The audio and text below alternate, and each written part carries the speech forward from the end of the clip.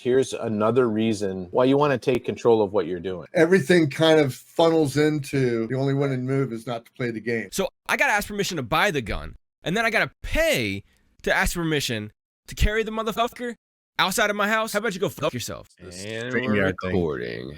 Dude, that made me all nervous because I wanted to come in late at the. So here's what how you can tell. Let me tell how it goes. So I could piss freaking Chris off. Yeah. So Chris, well, we're recording now, so there you go. So yeah, no, you came in. I'm like, well, everybody was there. I was like, well, everybody's here except for the fucking host. Bruce is always early.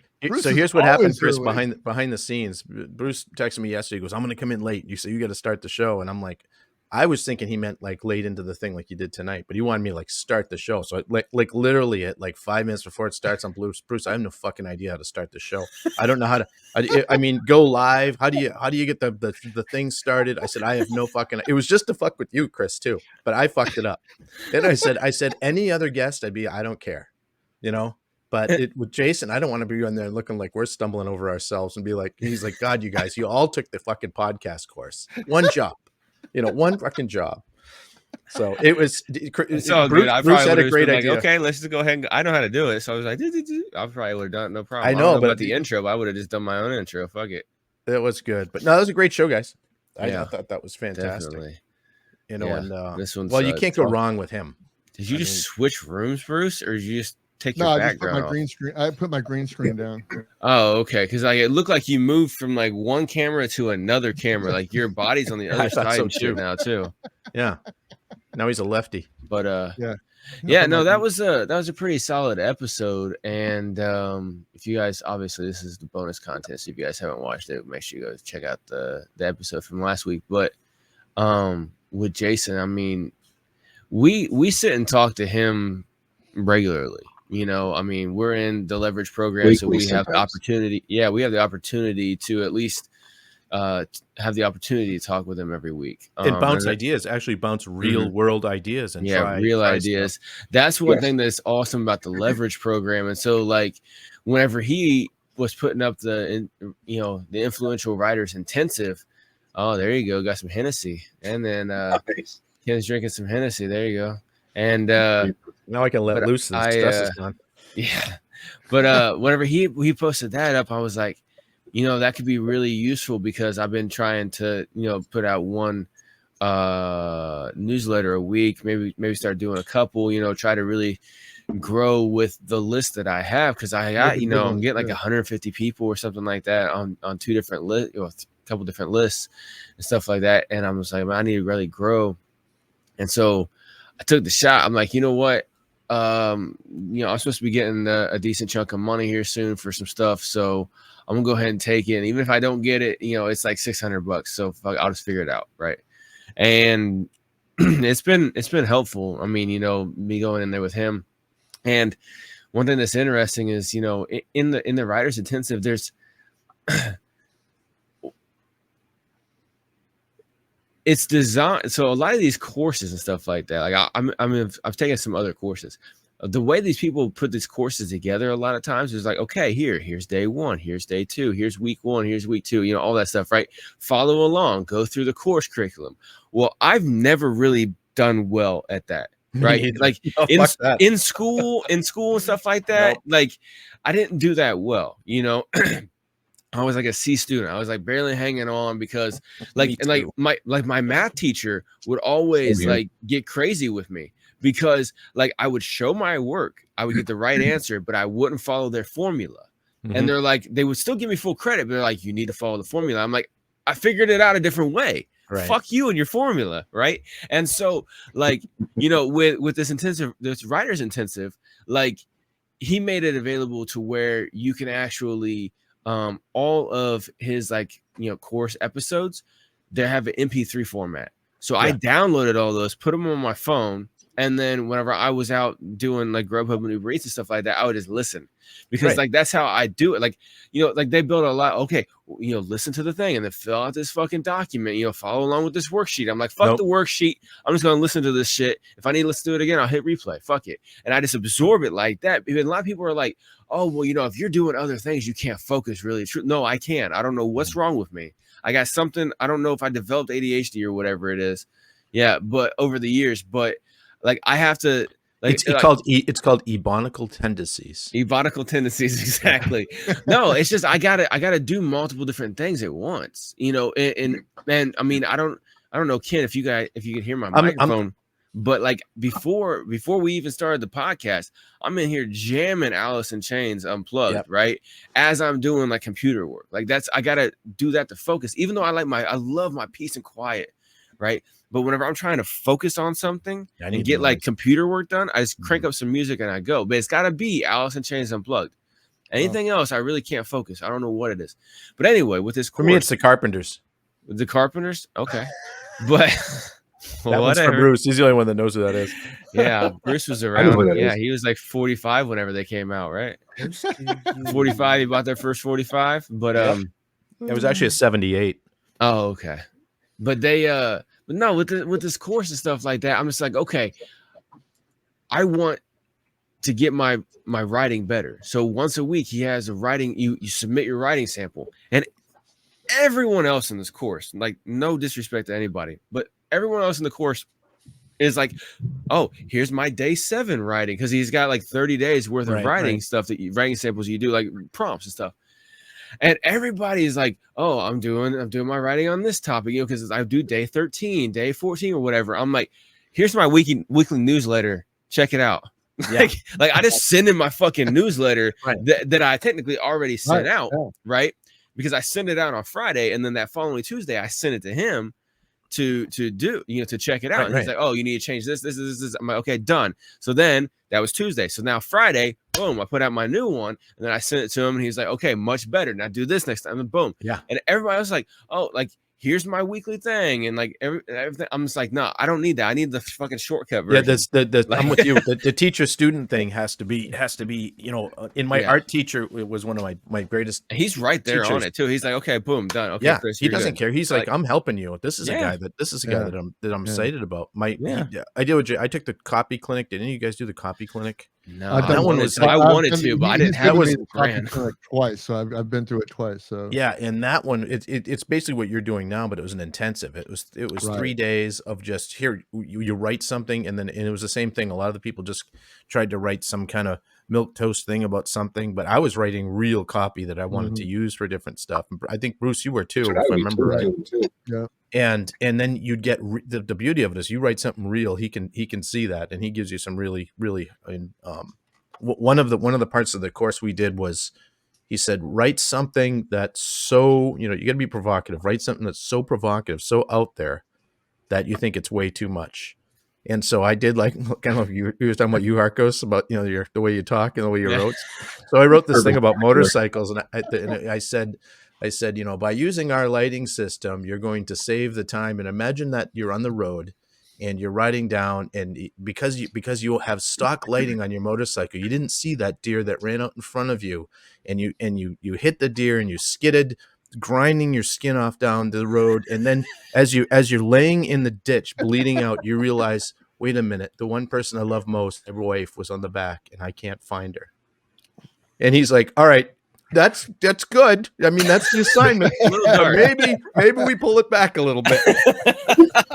Yeah, you're going to get people's attention. Yeah, as I said, as the meat grinder that is the road grinds your skin to the bone, as you laying bleeding out in the ditch, you remember that your wife was on the back. I think when you talk about that when we're in the copy clinic and you're in the intensive writing, is like I said, I go back to A River Runs Through It, that movie. You got to see it, because one of the beginning scenes, was it a talkie or a silent? What do they have is the two sons of the McLean who have to come in, and they go to school. They get homeschooled. They don't go to regular school. They get homeschooled.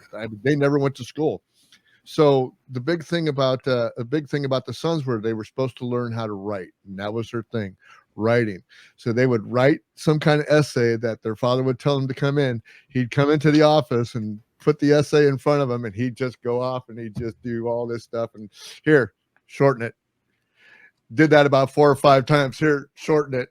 And finally, after about the 5th time, you know, he'd go like, good job. And he'd crumple it up and he threw it in the trash can. And the rest of their day was off into wherever they wanted to go and experience the world. And it's so great because, hey, Jason's the same way. He's just going to like, hey, this is it. I don't know how many times that I've been through him with different ideas and then come back a couple months later and go like, oh, I got this new idea. And he's going, but he never gives up. But he doesn't because he knows the ebbs and flows. And he knew I wasn't going to do that fucking barbecue brush. He fucking knew it. Huh? Me too. I wish you would have, but I worked with you a little bit on that. I'm like, this isn't going to get there. I started. I was wondering. I'm like, how are you going to sell another brush? Like everybody's got brushes. I started thinking about it, and then I got a chunk of money to where I can actually put capital into it. And I looked at the money, looked at what I was doing. I bought some stuff already that to put together, and I'm going like, fuck, I don't want to do this. Yeah, most people like me, we don't even clean our grill. We just squirt smash your fucking lighter fluid on it next time we do it. You guys are fucking Neanderthals. We set the whole grill on fire, and that cleans it. When fire. No, I talked with Bruce. I clean my grill. Just all three of you, shut up. So the way that you do it is you let the greases build up, and then the fire, you start a grease fire inside your grill, and it burns everything off and cleans it. Yeah. So then you're good. Yeah, that's what I do. Yeah, that's the way to do it. Sometimes you got to squirt. Like if you didn't, everyone knows if you miss a spot, you squirt some lighter fluid on it. Well, what you do here in the wintertime, because you don't, Bruce actually doesn't know how to clean grills. You only clean grills in the wintertime. So when they're outside and the snow builds up on the sideboard, these little sideboards of the grill, then you take the steel brush that has a little rust in it, and you dip it in the snow, and then you can steam everything off there. It also cleans the rust off the brush and allows for the everything else to burn off, and it puts out some of the fires. Brush. I cannot have rust on anything. And your Bruce, you shouldn't have frost on anything because you live in California. We live out here where there's actually a winter. Yeah, you can have frost on. We have rust on fucking everything, and that too. Yeah, too. Sometimes when you go to get the grill brush to clean it off, sometimes there's a mouse stuck to it also. So you easily just it's called seasoning. In the bottom of the grill, man. Like if you don't clean out the grease and stuff like that on the bottom of the grill, you put it up in the shed for the wintertime or whatever. You bring it out, it smells like rat urine, mouse urine and stuff like that. Right. Extra lighter fluid, done deal. It's true. It's good stuff. Let me ask you guys a question about every course that Jason puts out, and so he always goes through this thing. He thinks of who's your perfect customer, and I've wrote this thing out a billion times. Like I've done like three different courses that he's had this, and ironically, every time I've wrote that list out, I've always come back that customer was me.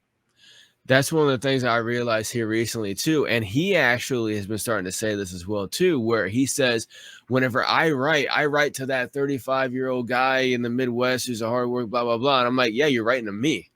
Like, and then I sit there, I'm like, oh, well, who do I want to? Yeah. Cause that's one of the things too. Whenever I first started taking courses, it wasn't Jason's course. It was a music marketing course. I took it in 2019 or something like that. Mm-hmm. And, it was like, oh, create the customer, create your avatar and blah, blah, blah, and everything like that. And I'm like, fuck, I don't know. Right. But then I realized, I'm like, oh, and then I started realizing, I said it on my podcast, Music Making Sense podcast, quite a bit. I'm like, whenever I make music, I'm making music for me, mm-hmm. Like, cause, whenever I was, from third grade until, I started actually making my music, but whenever I was, growing up, I was listening to, anybody on my wall, right? Pac and everybody like that. I really like listening to Tupac a lot because I could resonate a lot with like the struggle in theory, right? Not all the details and stuff like that. Growing up Black in America, obviously I don't know about that. I glow, you know what I'm saying? And stuff like that. But like some of like the pains and stuff like that, and the frustration, I'm like, okay. And so I started making music to speak exactly what I was thinking. And I learned that as well too, is like my customer avatar is me. And a lot of people don't realize that their customer avatar is them. I mean, Ken, your avatar is somebody who loves seeing the artwork. Bruce, you're somebody who, is old as fuck. Jason, yours somebody with a fucked up sense of humor. You know what I'm saying? And me, I'm just, white dude who's been in love with hip hop his whole life, and nobody could fucking resonate with me. And now every white person who's into hip hop is complete fucking garbage. DJ Jazzy Trevor. No. DJ Tracy Trevor. I actually I run away from white hip hop artists. I know in the you do. mainstream. I'm just You're like racist against white hip hop. yeah. Yeah, just because it's because of the trauma in my past. No, it's because it's for real though. It's because Yeah, like because we I all got grew that up. story, Everybody's dude. like, We oh, all you got trying to that be black? story. Oh, you trying to be black? Blah blah blah. Everything like that, right? Growing up in a town that was all white, and I'm the only motherfucker that's into hip hop. Right. You were really trying to be a Hindu Indian, but exactly. they just they mistook that. You know, Exactly. Yeah, they didn't quite understand. You know, that's why. Yeah, but no, they. Not Yeah, and so now I'm like, fuck all y'all. Yeah. Did you guys have the similar, Jason and Ken? You guys have similar things when you did that sheet? Well, I never did the sheet, just to say that. Well, I mean, when you were building your customer avatar, customer, your customer, the one that the perfect customer. Well, the thing is, the perfect customer I have there's about 5 different customers. There's the perfect customer that wants to learn how to draw and paint, to do all that stuff and take the easy road out. And I know how to show people to do that.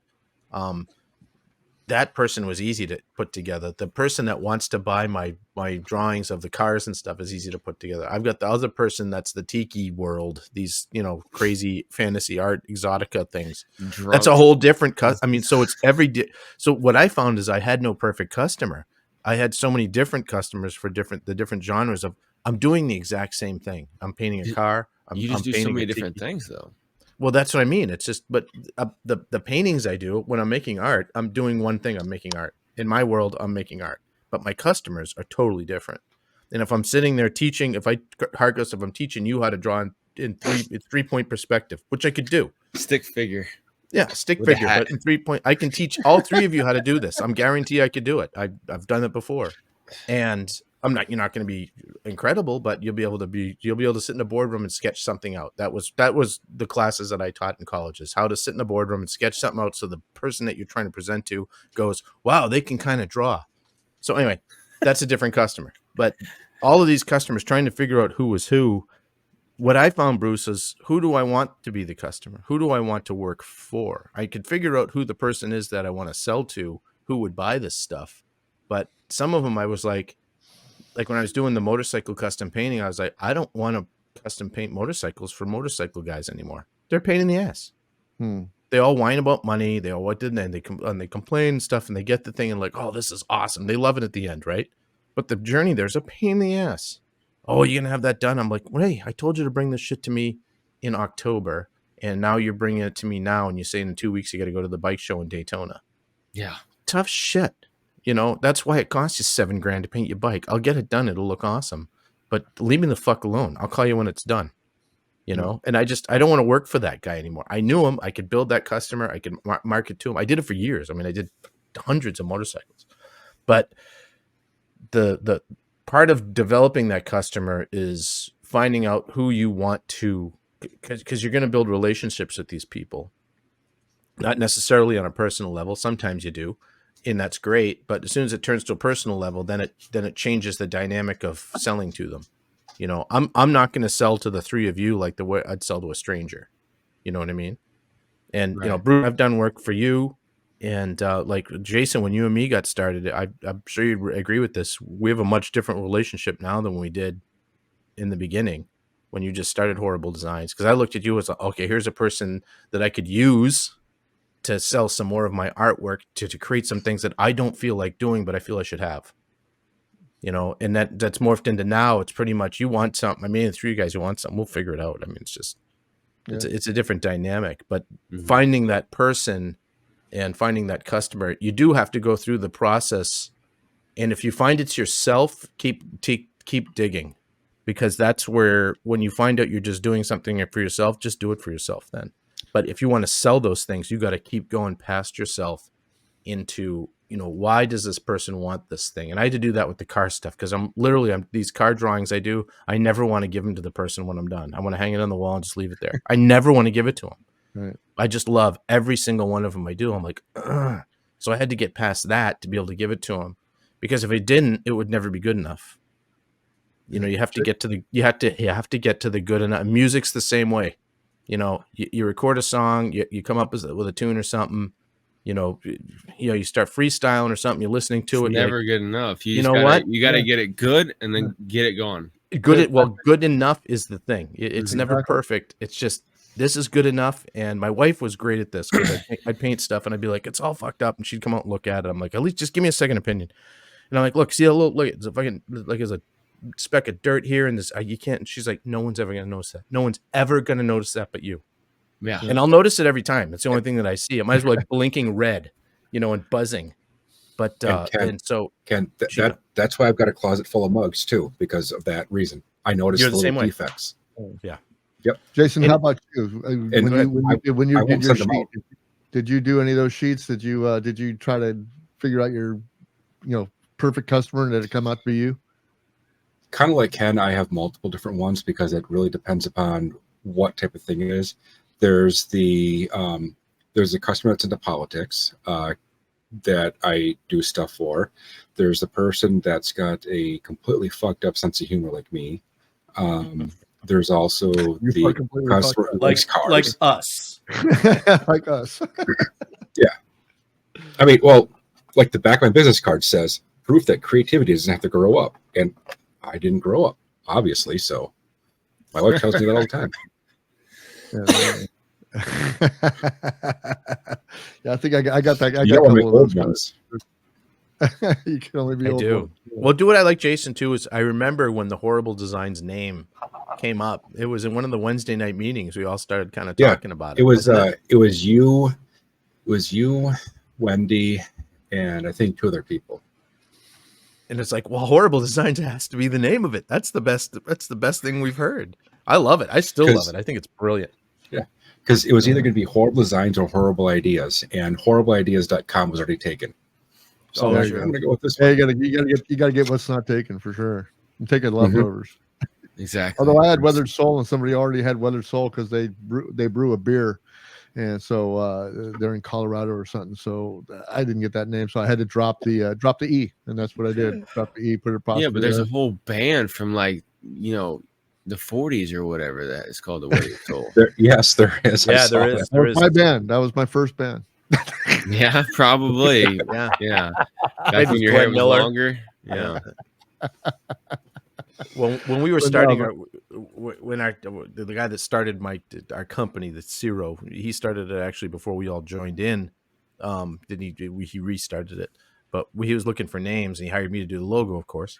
And one of the names they were looking at was Black Snake, which was just a cool name for a motorcycle parts company, Black Snake. Mm-hmm. Then we Googled it. Turns out it's a certain kind of racial person's dildo company that makes sexual toys called Black Snake. And we're like, all right, maybe that's not the connotation we're looking for here. Exactly. Yeah.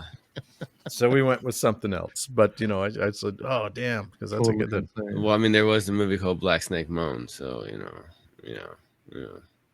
I think I remember Black Snake Moan. Yeah. What I just realized is that my fucking circle light up here was on like a white light, and that's why I looked whiter than Jason during that. You are white as white it can be, dude. Except for that one time you were almost green. I don't think you were feeling good that day. But man, I've been outside. Look, dude. Yeah, no, but look, I had to turn it to like the more colored one. You know what I'm saying? And that way I don't look whiter than Jason. That way you have a little color to you. Because look, like Ken's got a little color to him. He got a little sun this week. I've been outside for days. I get a lot of sun. This is sun. I think it's my camera, dude. Vitamin D.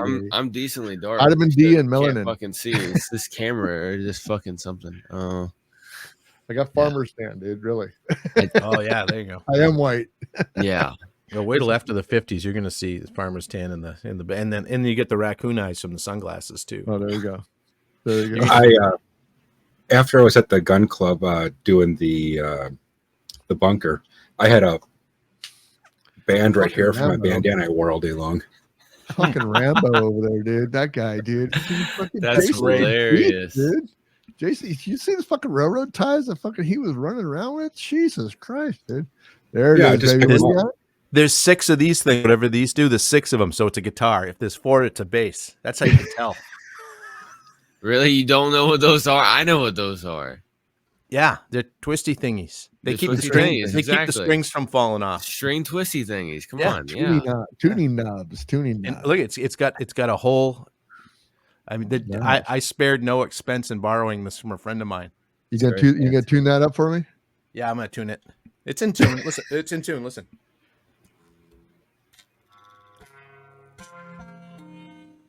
Almost there. It's pentatonic tuning. You can tune it. Anyway, I picked this up today. It's nothing special, but at least we're here. Yeah. So Harkos, you're driving up, right? Yeah. Okay. So we'll have to kind of plan some timing and stuff. And if Jason, maybe, I don't know if you're an hour away, so maybe you can sneak over on Thursday and we can hang out and create some content down here in the music room. So we can be all freaking hungover on Saturday. I won't be hungover. I don't drink. Oh, I know you won't. He'll be driving. You know how to drive cars with no seatbelts, right? Because that's what we're going to be riding in over there. Yeah, them having seatbelts or not does not affect the driving whatsoever. I don't wait do you see this car? I'm just saying. It's the ultimate hoopty car. You're gonna look at it and be like, is this thing gonna make it? I mean, everything mechanically on it's brand new on it, but it looks like we made it look like it was a staff car for a beer company that had been left out since 1965 in the woods. So I did all the lettering and stuff, but we aged it, and he never puts it in the garage. And I did the lettering like 15 years ago, but it's got a new motor. The suspension's all new under it. It runs and drives like a top, and it's hilarious. So we'll have some fun taking some pictures with that thing. Yeah, no, I can drive whatever, man. That's one of the things. Like, my dad taught me how to drive. I was like 15 or something like that. He started teaching me how to drive, like before I even had a permit. I was like 12. Yeah, well, I don't know. I My might grandpa have been on the truck when I was like 12. Yeah, I might have been a little bit before 15. I think I was about 15 because I started learning how to drive, and then he had me. I got up to it. I picked it up quick, and I got to the point where I was driving his van, right? Because I was driving a minivan. And that was my first time driving. And I was driving it, following him because he had a roofing company. And so he had a dump truck for, doing tear-offs and shit like that. Well, when he would go from job to job, he had to have somebody following his car or whatever. Right. Well, sometimes he didn't want to pay some fucking jerk off that he had working for him to drive. So he's like, fuck it. And so he just had me do it. He's like, all right, just stay right behind me. Just go. If a cop pulls you over, just pull over and I'll pull over too. Right. Okay, fine, whatever, right? That's how we're in like some country area. And so I'm like 15 driving down the highway and the dump truck would only go like 45, 50 miles an hour. Right. So you weren't going to get pulled over. No, we weren't going too crazy, and I'm just. What did you look like? You must have looked like you were 7 years old when you were 15. I was young too. I mean, I've always looked a lot younger than what I am. I'm 37, and I look like I'm maybe 27 tops, right? And so, same way. Like, and so, but anyway, I learned how to drive like that. So, like, whenever I was 15 and a half, right, and got my permit and went to driver's ed, right? Like right after my sophomore year or something like that. Anyway, I was 15 and a half in driver's ed in the classroom, losing my fucking mind, right? Because I hate the classrooms, right? So we go out to the car and it was me and like two chicks they separate you in the cars or whatever, right? Me and two chicks in the car. And one of the chicks was actually my neighbor who I got a ride back and forth to. I never rode her, but I got a ride in like the car where her mom drove. I wanted to, but But anyway, was her mom hot? Her mom was okay. She had popped out a couple kids and she was country thick. You know what I'm saying? So you know how that is. That's good. And I do know how that is. But no, I wanted to ride her, all of her daughters. But she had 3 daughters. Yeah, she had 3 daughters, and like they were all my age. So I mean, like one was like my age, the other 2 were like the year younger. You know what I'm saying? So it's no big deal. But anyway, we go to hop in the car or whatever, and he's like, the instructor's like, all right, so who wants to go first? And those 2 were all like, and I'm like, oh yeah. And so I get in there, and we're driving through the, they have you like practice parking in the empty parking lot at the school, right? And go through the lights, the lights in the The parking lot, landscaping and the lights and the yeah. islands. And So we go through, and he's like, all right, now back it up and go through. I'm like, okay, no problem. And it's like backed up, like no problem, right? I didn't have any issues.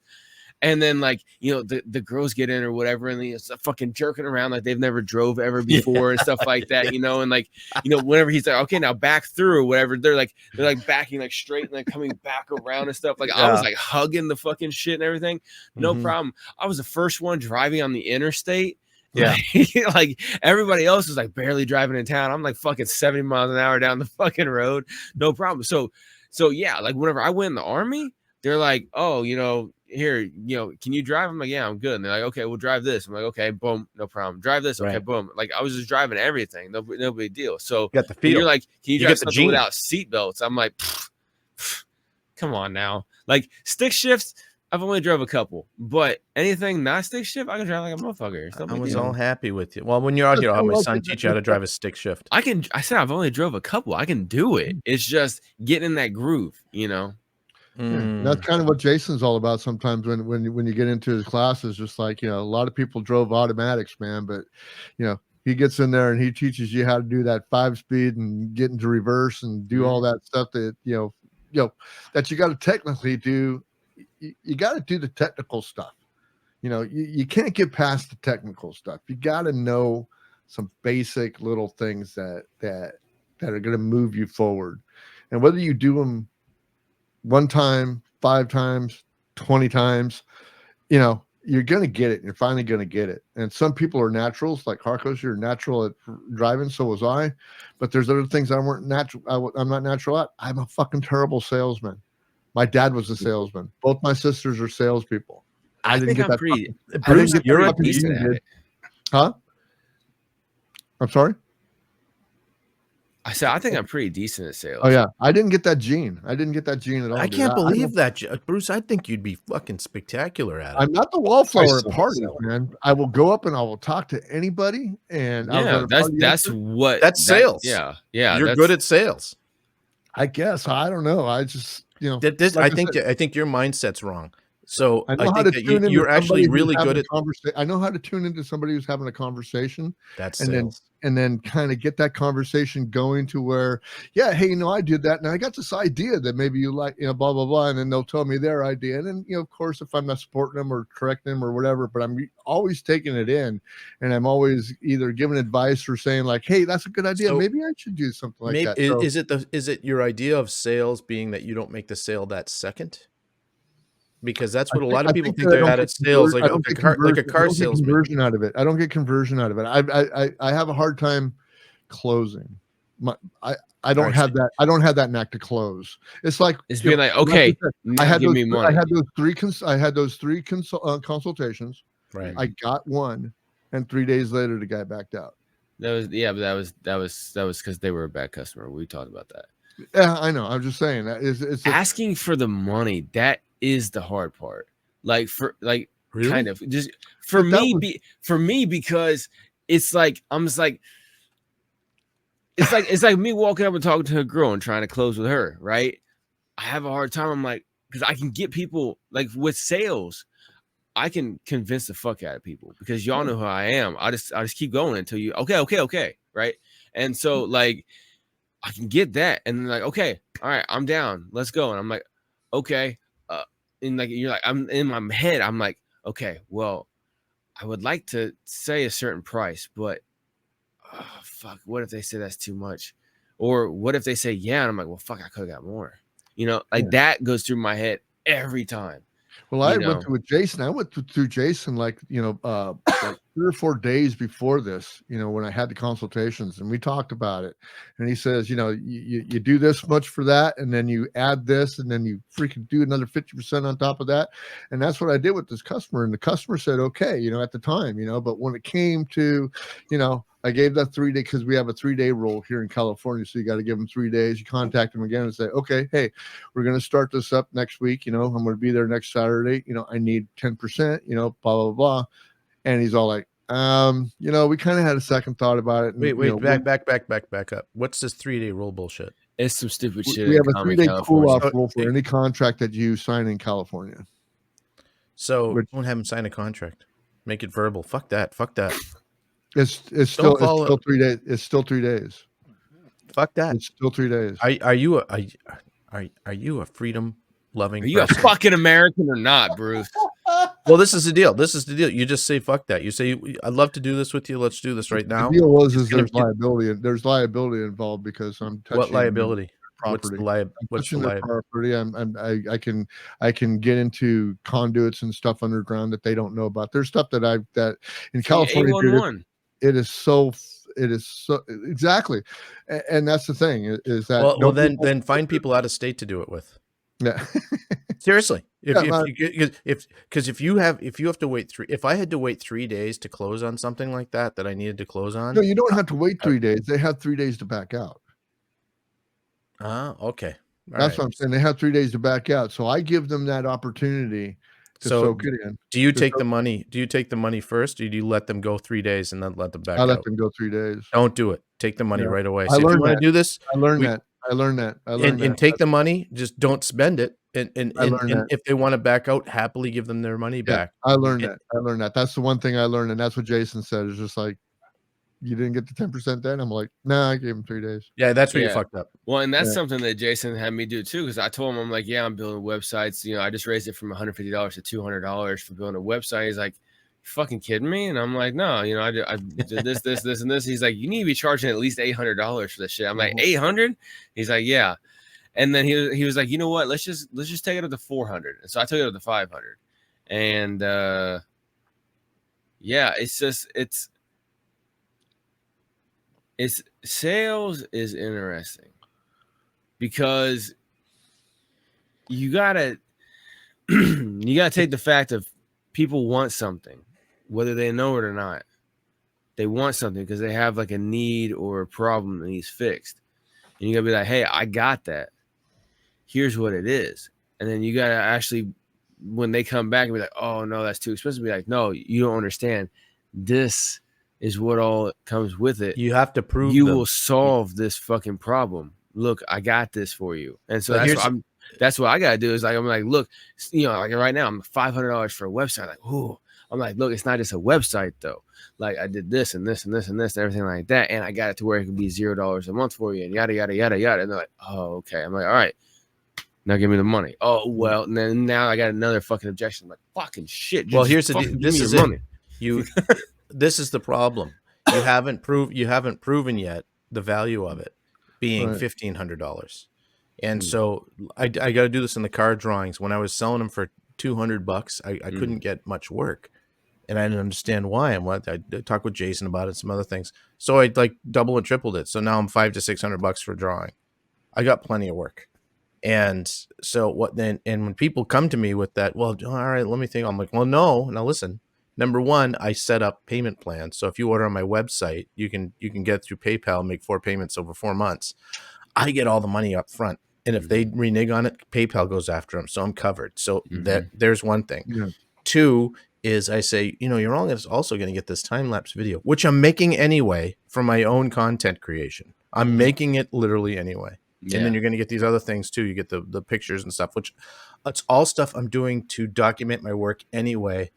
And so it costs me nothing to offer these things. And they're like, wow, really? This is so cool.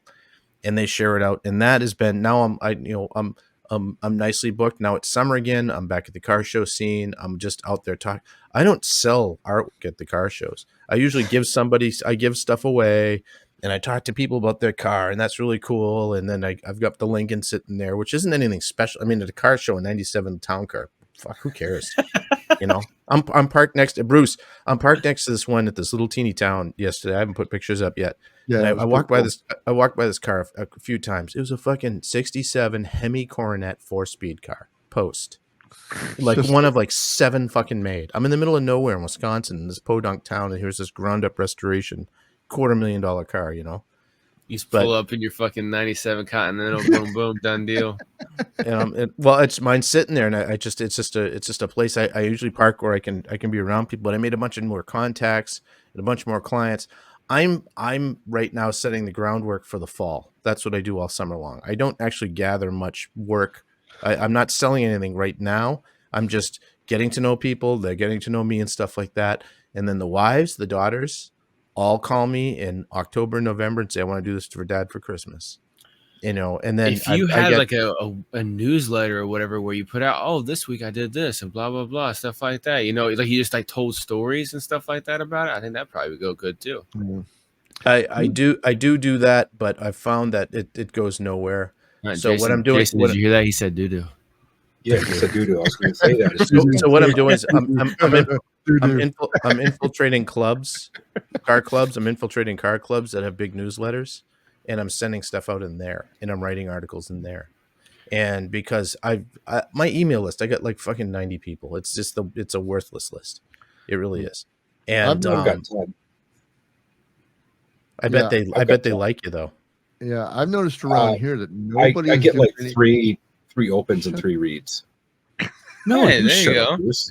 That's a 30% open rate. That's yeah, no shit. Yeah. I'm getting about between 35 and 50. Yeah, so dude, I got like a 2% open rate. No, I don't have 2%. No, excuse me. I've got about a 39% open rate, but about a 2% click through. Something like that. That's not bad. 2% click through is good. Yeah, you stop sending them to me, you'll have a higher open rate because I don't open them. So. Yeah, but yeah, right. None of you guys take all of us off the list. Okay. So your rate will go up. Just send me a text. I found out around here that nobody is doing any workshops. So I was rolling around in my head again, not doing the outside, you know, the front end store out there in the front yard, and just actually maybe doing a Saturday afternoon workshop to come in, because I've actually had people go like, here's what you got. Look, taste this, you know, and this is what I do. Bruce, here's how I do. Have you looked in what music lessons are right now? Because I'm looking, I want to take bass lessons from somebody. They want $50 for half an hour. That's good price. Reasonable. And I think that's reasonable. Think about that, though. Yeah. So you got a guy right down the street. But no, listen, just back up. Think about, you can get 5 people to give you $50 a week for lessons on how to grow this shit. 5 people. That's $250, $1,000 a month, $12,000 a year. Yeah. And then you record it and you put it out on YouTuber. Done deal. Yep. Yeah. And see, Jason will make T-shirts for you to sell. And dude, you're going to be making so much money. You'll be able to move your mom and everyone right the fuck out of that shithole you live in. Yeah, but mom, he's going to have to drag her. He's going to have to fucking put mom in the back of the fucking station wagon and drive her out. No, you get a motorhome and you put some virtual reality in the motorhome like that, and just go, hey, Mom, come on, let's go here, make her think she's at the beach, and then we'll just drive all the way. And, you know, it'll be like the space deck on the Star Trek thing, and then you get up and you in Kansas. No, but he can move anywhere along Lake Michigan, and then he can have a beach. And when they look across Lake Michigan or Lake Superior, it looks like an ocean. You can't see the other side. He hasn't been to the ocean. The argument where people are going like, I've been to the ocean, God damn it. I get the argument where people are going like, you know, I grow this stuff every year and it's just fine. I use this Miracle Grow and I put this on it and that on it, and I'm going like, yeah, but you know what? It's not your guy. I put nothing on it. I guess I got one of those what's that called? The colander. Crack? No, the metal container that you strain pasta out of. Colander. Thank you. I got one of those things, right? Standard size. And every 2 days for like so to fucking hell of freaking strawberries, dude. The whole thing fucking full of strawberries. Awesome, dude. Yesterday it was over full of strawberries. Oh shit, that'd be 2 awesome. days ago it was just under full strawberries. Tomorrow I'm gonna go out, probably get the whole fucking thing full of strawberries again, awesome, right? Dude, I have this big glass bowl in the fridge full of strawberries from fucking three-ish days ago, and I got like 2 of those containers from the store. Processing, baby. Well, get the I was like, God damn! No, I saw the kids. My wife loves strawberries. Just saying, she loves strawberries. It's fucking freeze dry them and fucking. I ate a pre-breakfast in my backyard this morning, just going around and freaking snipping stuff off my plants and just eating it up, man. It's freaking great. But I had a question about. You said there's nobody doing workshops. Do they have like a garden expo or anything like that? We had a community garden in Gilroy. That's not what I turned asked. it into an expo. No, in San Jose. But you know what it is? It's a bunch of fucking yahoos to get together. It's not anything organic. It's not anything other than that. It's all corporate shit. And they come in and booths for like fucking $360. So you need to start your own at the fucking park, or something like that, or find people who want to host it at their house garden or whatever. Find complementary businesses, complementary, not ones. That's what I'm working on right now. Right. That's how I'm building my sales businesses. team. I'm building my sales team for my services by finding complementary stuff. So like I got this one chick who does graphic design and virtual assistant shit in Canada. You should do that. Have someone that can design album covers for you. Well, no, it's not that. Is that she already deals with social media management for musicians and building their covers and stuff like that. And so I come in, I'm like, hey, I build websites to help out with the marketing, the creative content and stuff like that. She's like, oh, I don't do that. I'm like, boom, done. Put that on your fucking list. And then you get a cut. She's like, okay, done deal. And of course, it's Canada, so she jacked the prices up. So now I'm making even more. And so I'm like, okay, cool. And so, and then like, so I'm finding people like that and stuff like that. That's what would go good, Bruce. So if you find anybody who literally sells shit, that would be a complimentary thing because you'd be like, yo, this guy got some good shit. If you put it on your food, it'll be some great food. The person that makes their own pots, the person that makes their own grows their own pot. We have people that, I can't do that. That's a whole regulatory issue here. I mean, you can grow whatever you want, containers to get into collective, it's like, it's fucked to do business here. Cartel. But anyway, a lot of people are doing like microgreens. They do microgreens here. And when they do microgreens, they've got the restaurants buying their microgreens and stuff. What I've heard in other places of what they have is they have actually people that come in and they do gardens in the backspace of their restaurants. Mm-hmm. But here in fucking Gilroy, even though this is fucking Aggie, there's no place to fucking put a garden. So I'm trying to figure out a way to maybe able to, for some of the established restaurants is go in there and garden for them so they can have fresh cilantro, fresh carrots and stuff like that, rooftop stuff and stuff like that. So, but just like Bill over in Washington, they consider that a cottage industry. What about mobile gardens? So think about if you're going to grow cilantro and some peppers or something like that, you don't need a big spot. So think like you don't. A 2-foot by 4-foot bed on wheels that could sit out in front of the restaurant. Like if you have a ground floor, exactly. You can have and they go out and they can pick it in. And it would be a simple kit that you could put together. Just build one, document what it is. Thinking about the same thing. You got a saw, right? I mean, do you have a miter saw? Oh yeah. Yeah. Well, you have a miter saw. So you go build a kit, build one, find some restaurant that you like. I know you got a bar and place that you like and stuff. Find some restaurant you like and just do it. Get something set up, get the cilantro growing, all the stuff, and bring it out in front and just say, hey, you can go out and pick that. And then at the nighttime, you just roll it back inside because it doesn't matter if it's outside during the night and the day. Who cares? Doesn't matter.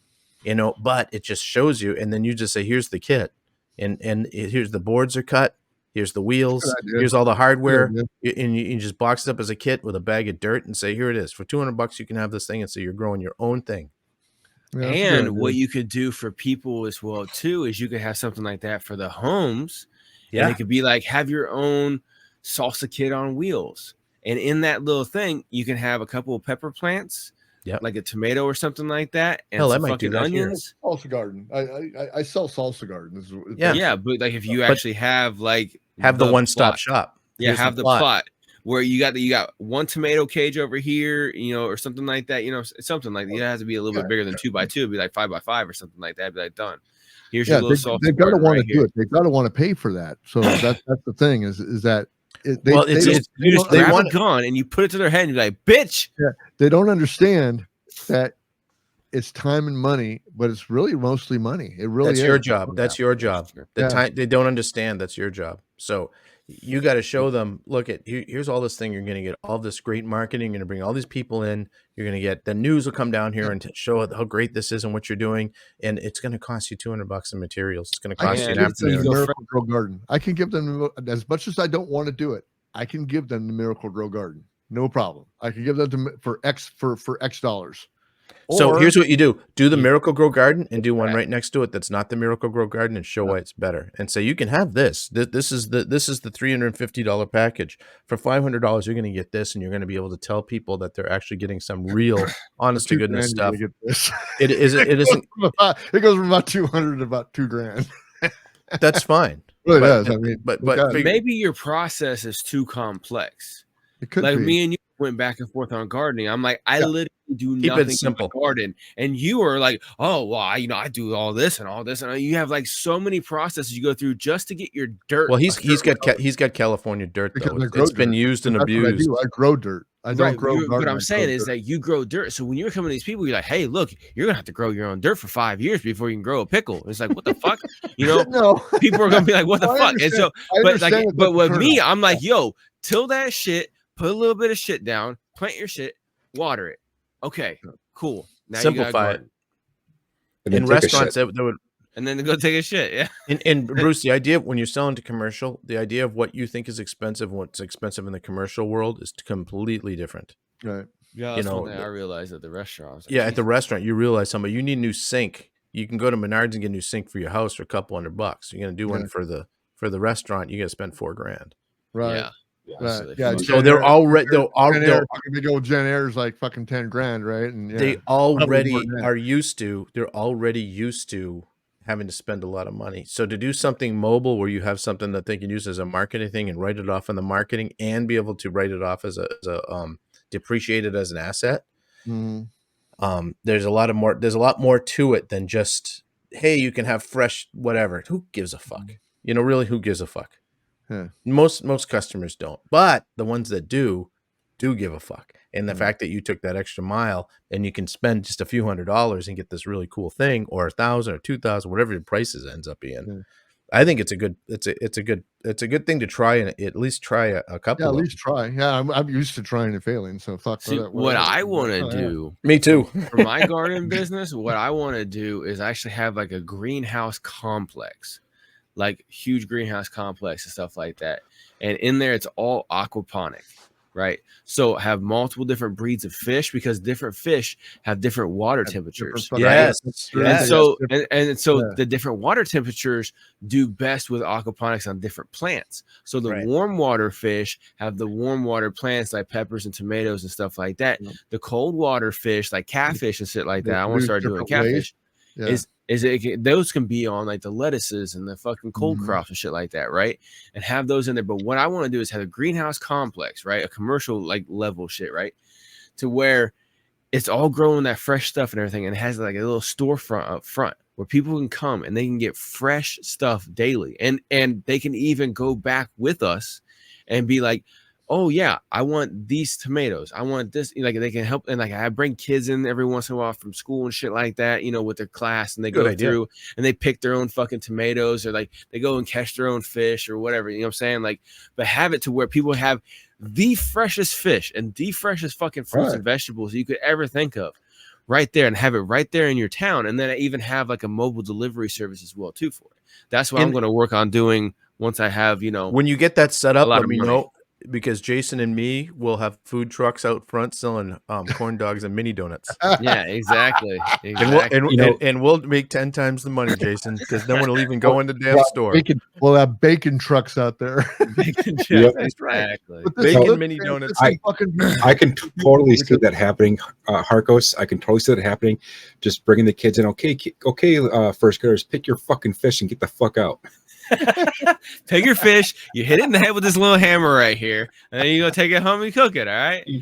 No, I wouldn't let the but like I would give you $1 if you eat it live. And oh, it's cool. Yeah, they caught the fish. Okay, now put the fish back, right? You know, stuff like that. But no, like this literally, this was like the first business idea that I'm like, okay, I want to have this business. It's a really good idea. You know, but it takes a lot of capital. And so I'm like, okay, well, now I need to make the capital. So I'm doing all these other things. And eventually those start making enough capital to where I'll have enough capital to start my capital is already invested in Satoshi. Yeah, we know. You're in Bitcoin. My capital is invested. You liquidate that Bitcoin. You can fund my fucking business. My capital is already invested in my yard. It's already invested in soil. My capital now is fucking time. That's the thing right now. I have so much right now. I could be clock is fucking ticking. Still fucking doing it. But the beautiful thing is that this is what Jason bred, dude. Isn't that fucking cool? It is cool. Bread.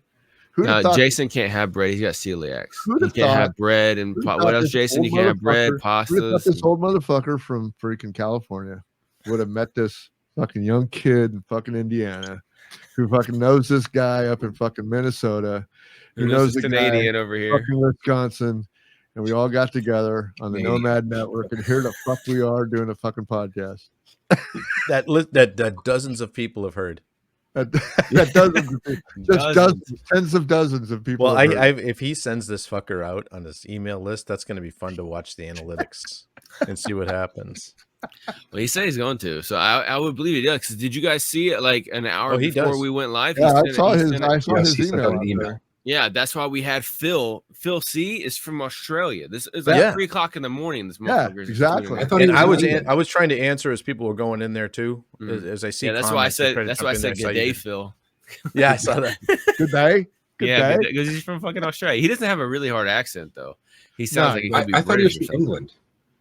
Yeah, I know. That's what I'm saying. He sounds like he could be British, but he's in Australia. Well, and what's his name? The other guy was in there. He's like I was deep in depression and just Jason that guy. I've never hope. heard that guy. Yeah, you have Brian Webb. You know him. He's been on some of the Wednesday calls. Yeah, he's been on some. You know him. Yeah, he's a big black dude. Super nice guy. So has anybody went to go see Chris's stuff? So I was there the other day. Shrum's stuff. I've seen all of it because I edited it. I know you've seen all of it. Don't ask me. I was in there yesterday. I was listening to a whole bunch of stuff and watching a whole bunch of stuff. He's doing good. He's getting good. He's definitely getting warmed up and stuff like that. Yeah. So he's a really good guy. Get in there and give him some fucking clicks, man, because that's what we're all about. Yeah, absolutely. So go check out Two Beers with the Band. He sits around with local musicians and bands down in Nashville and drinks some beers and talks about stuff. And then he's also been doing his beer reviews. And so he does the beer reviews with a song playing in the background as well too. And so like that's when he really dives into all of his fucking, his beer Nazi shit, where he's just like he's like huffing it and all that kind of fun stuff, talking about the head on the foam and all that shit. He does those on his beer reviews. Talking about notes. Yeah, exactly. All that. Yeah, I take note. Yeah, it's got a little bit of citrus in here and like all that shit, right? So he goes deep into all of that and stuff because he's a cinnamon follow. He is a beer nut, and but no, he's been talking with these bands and stuff like that. He's gonna be getting some more bands in here soon, so go check out. It's 2bwb.net. Just let the number and the letter. That's easy. There you go. Easy the website. I talked to Bruce. Who made that website? Me. Yeah, I made the website. That's right. Yes, that's right. Yeah. Plug yourself, fucker. Yeah, exactly. Yeah, you need a website, and I can build a website for pretty much anything. So, if you're OnlyFans or you're trying to get some fans in the music industry, you're thinking of fuck yourself plugger. That's just the opposite, but the same thing. Either way, plugger and fucker. Either way, man. Come on. Ken, really looking forward to a couple of weeks from now to see all you guys. It's in a couple of weeks. Wisconsin, a couple weeks. Well, 3 weeks, 4 weeks. It's a month. So I thought it was like the end of June, right? June 21st. I'm flying in on the 19th. Yep, you're driving up on the 19th. Yeah, I'm flying in on the 19th. So I sprung this on Bruce today. I've got a line on a couple of great guests that we can have in the next coming month or so. One of them is Mark Treebold from Crossroads Performance.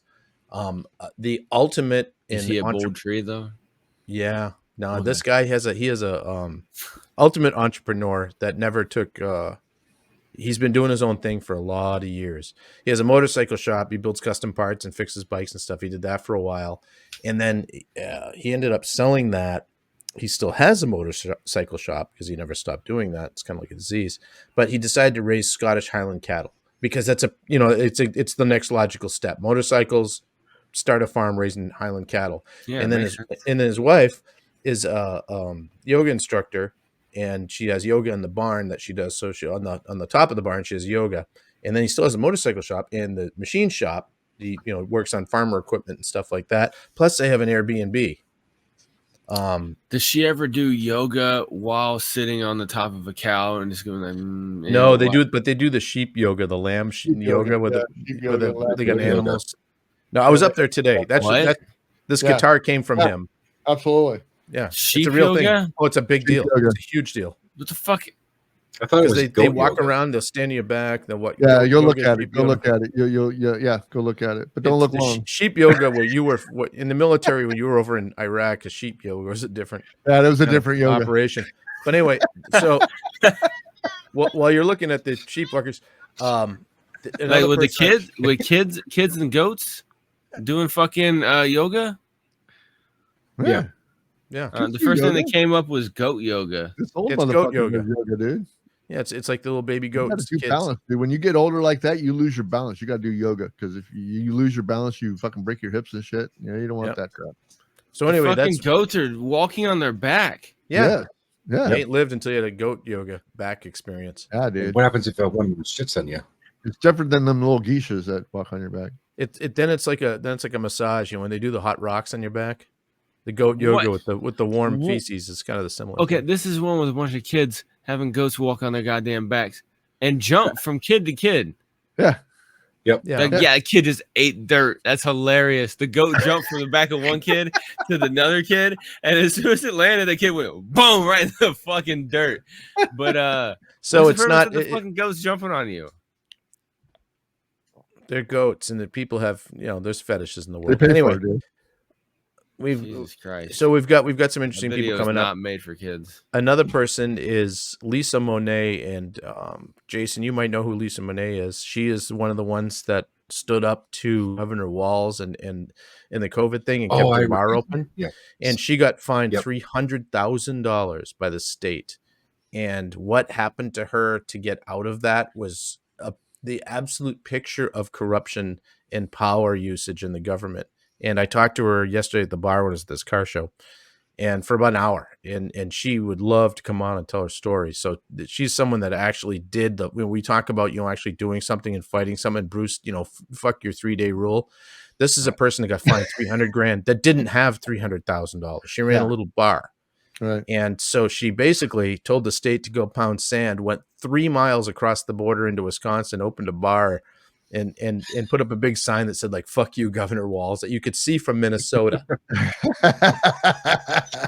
So she didn't have $300,000. What did she do with all the money from when she invented the Monet wine? No, she was the painter. Oh, you're thinking of the wine. This was the Monet. Yeah. The blind deaf painter. Okay. Yeah. But anyway, she's just a firestorm of someone that actually stood up to government. When they say you can't fight City Hall, she fought him with. It was David and Goliath. It was a really interesting story, and she's still fighting him. But it's she's another one we're gonna have on. She would have just joined Black Lives Matter. They would have just burnt City Hall down. It's Minneapolis, right? Mm-hmm. So Chris, I'm gonna plagiarize off you, and I just got done with doing a whole series of, I think it was 6 coffees from Kalakam Craft Coffee with Bill Reichland on Noster. So I did a bunch of stuff on Noster for him. We got to get him on too. And we got to get him on, but I'm going to kind of plagiarize off of you and do the reviews on the Denny Hudson's Tennessee hot sauce. So if you want to join in on that, I'm doing this specifically on Noster because I want to get my Noster. I was one of the first ones to do that shit back on the Nomad Network. You were the first one to do that. Yeah.